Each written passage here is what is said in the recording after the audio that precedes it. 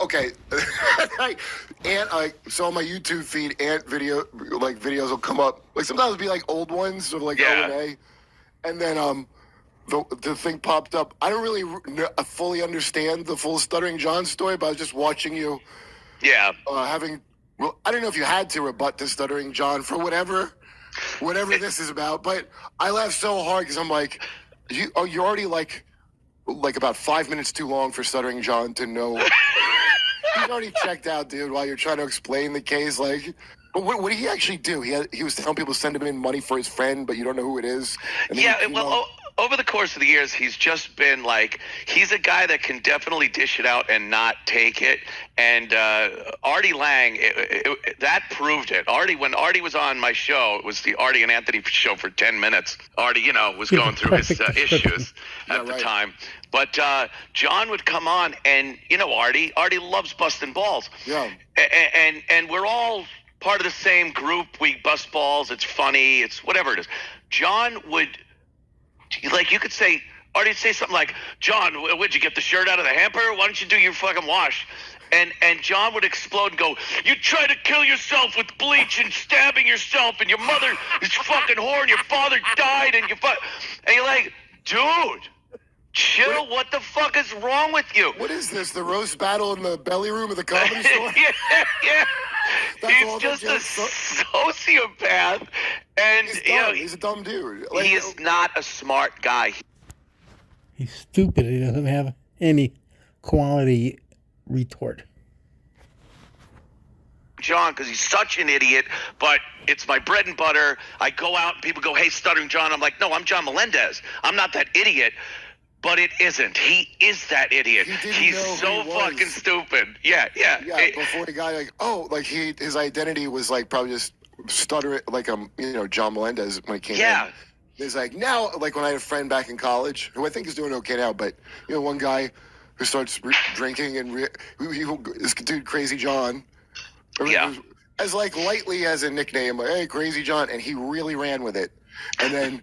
He started really being performatively crazy at the like 20, like kids, like, all right, look, Crazy John. Crazy John. I know you're in there and you can hear. Anyway, he tried to do this charity thing. That's what we've really been ragging him about, and it's hilarious. He doesn't make much money doing his podcast.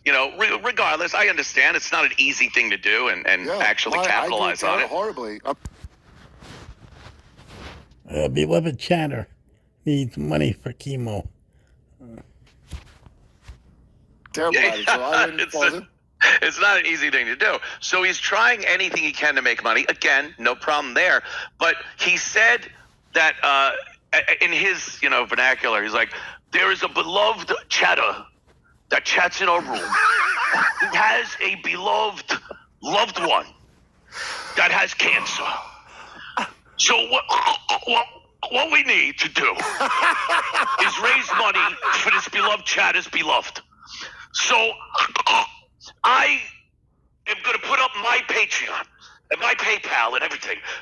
Donate money to that, and I'll make sure it gets to them. Oh, no! Yes, he did. No. There was no indication. He doesn't have the logistical aptitude to see that through, even if he means it. And if he can't, it was just like, it was just like, dude, first of all, you're lying. I know you're pocketing this money.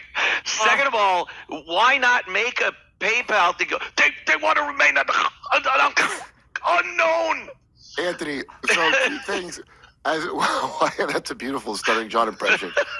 One, I'm going to take the opposite. If I had body language expert Scott Rouse here to really judge watching the video, we could get him and play it. I think that he had every intention. I think that the story is true. Okay, this is just like a wild guess. Okay, and he would have every intention.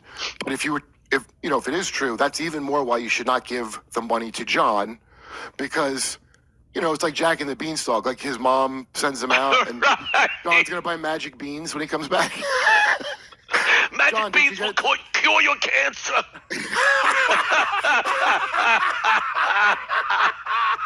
I knew it. Magic beans. He's the mind that trades the cow for magic beans, and he intended to do it. And that whoever Yes. it is would never even survive. That vital chemo money would never get to them. Also, Imagine that. He's just walking down the sidewalk with a handful of the money that he made, and someone just comes up and goes, "With this very elixir, we can cure whatever ails you." Literally a cart and a horse, and I can give that to my friend. yeah. Anyone could get chemo. I got magic beans. I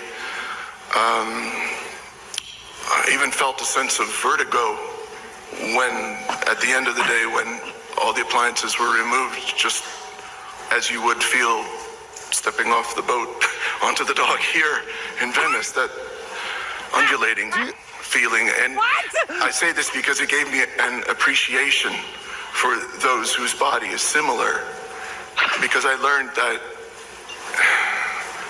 you need to be an incredibly strong person, That lift physically, mentally, to inhabit that physical being. And You I are think fat! that is Charlie. And I am not incredibly crazy. God, that's funny. You are fat. You already are fat, Brendan. What are you talking about? You're not like Twiggy up there talking about how horrible it is. I got off a boat and removed, and I no longer look fat anymore. Like, you I still got look off fucking the fat, dude. SS. I got off the SS person of size at the end of the day. Yeah. And you know what? And I